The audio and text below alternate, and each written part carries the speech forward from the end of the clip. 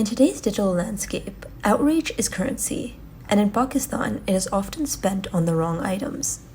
The latest outrage over Barzakh, a fantasy series featuring a character from the LGBTQ+ community, exemplifies a society quick to ignite over a TV show, but alarmingly indifferent to issues of national significance. The premise of Barzakh was already a recipe for controversy. A co-production between Pakistan and India, featuring Fawad and Sanam Saeed in lead roles, and written and directed by the critically acclaimed Asim Abbasi.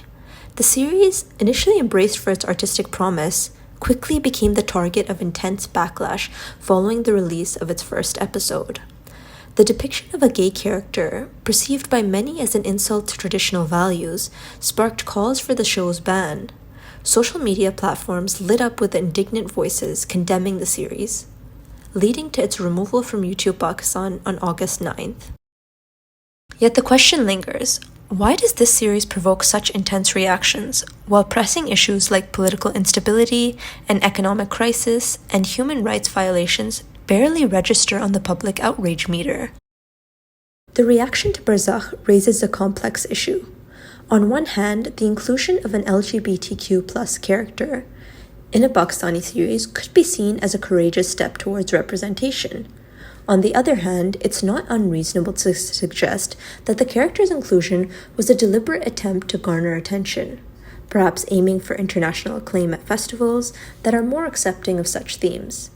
After all, the global market increasingly rewards content that challenges norms, and Barzakh may have been positioning itself for such recognition. But even if Barzakh was utilizing this character for shock value, the level of outrage it sparked in Pakistan is symptomatic of a deeper problem.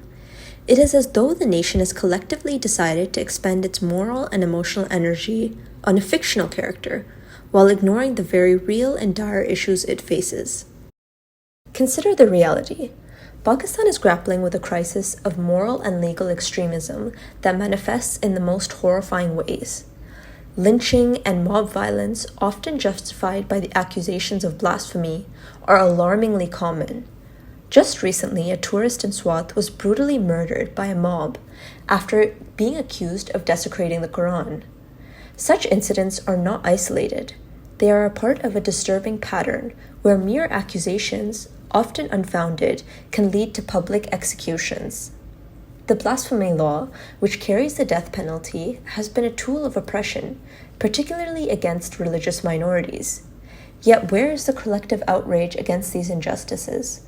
Why does the nation remain largely silent on these matters while erupting in fury over a fictional character on television? This selective outrage is a glaring contradiction. Pakistan's moral outcry seems reserved for issues that challenge traditional values, particularly in the realm of media and entertainment, while the real tragedies, those that involve the loss of life, the erosion of justice, and the perpetuation of violence, are met with a deafening silence. The irony is palpable. Imagine if the same passion that fueled the calls for Barzakh's ban was directed towards demanding accountability for corruption, advocating for the rights of women, or pushing for reforms of the blasphemy laws. What could Pakistan achieve if its people directed their outrage towards the true challenges that threaten the nation's future? The withdrawal of Barzakh from YouTube Pakistan, framed by the creators as a decision to respect public sentiment, is a concession to a societal pressure that seems to misplace its priorities. This is not to say that public sentiment is unimportant, but rather it should be aligned with the real issues that affect the daily lives of millions of Pakistanis.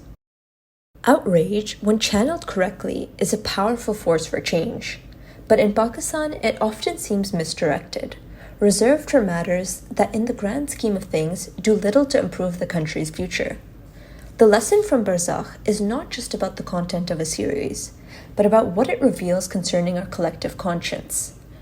Perhaps it's time to reevaluate where we direct our indignation and consider the kind of future we want to build, one where outrage is saved for the issues that truly matter.